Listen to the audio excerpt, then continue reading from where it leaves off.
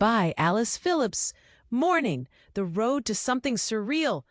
When I woke up in Riyadh, I had no idea the desert was about to teach me something about silence, scale, and soul.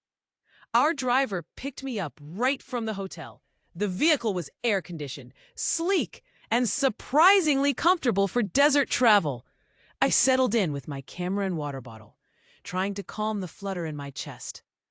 I'd read about Jebel Fihrayn, the edge of the world, but what could prepare you for a place with a name that dramatic? The drive out of Riyadh began with the modern hum of city life, but soon concrete gave way to open desert. Sand took on golden and copper hues, shifting as the sun climbed. The city's hustle dissolved, and suddenly it was just us and the vast, empty land. I couldn't help but smile. This was the kind of silence that vibrates inside your bones. Midday. Standing on the edge of the world. When we finally arrived, I stepped out and was immediately hit by dry desert air, warm, wild, and exhilarating. The cliffs of Jebel Fihrayn rise over 300 meters, and standing on their edge, I felt small.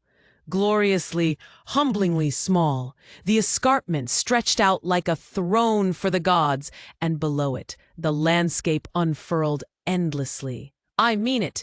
It truly felt like the world just dropped off into the sky. I walked carefully along the edge, heart thudding, not out of fear, but awe. The views weren't just beautiful, they were infinite. The horizon was a dusty blue blur, broken only by the faint lines of dried riverbeds snaking across the valley floor.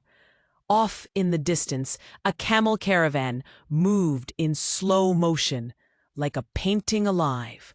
The guide, who spoke perfect English and clearly loved this place, pointed out that these trails were once used by ancient traders. Imagine that! Centuries of footsteps beneath the silence we were standing in. Lunch in the wild. After soaking in the silence, we sat down for an authentic lunch, prepared on site. The spread was hearty, flavorful, and deeply satisfying. Meat stewed in spices, fresh bread, dates as sweet as the sun itself. Eating, surrounded by desert, felt surreal. No sounds but our conversation and the soft sigh of wind over stone. I took a sip of water, leaned back on a cushion, and just breathed. No signal, no deadlines. Just the smell of warm earth and cumin. A moment of pause, watching the camels. Before heading back, I wandered a bit, following the trail of camel tracks. One of the locals, dressed in traditional attire, passed by on a camel.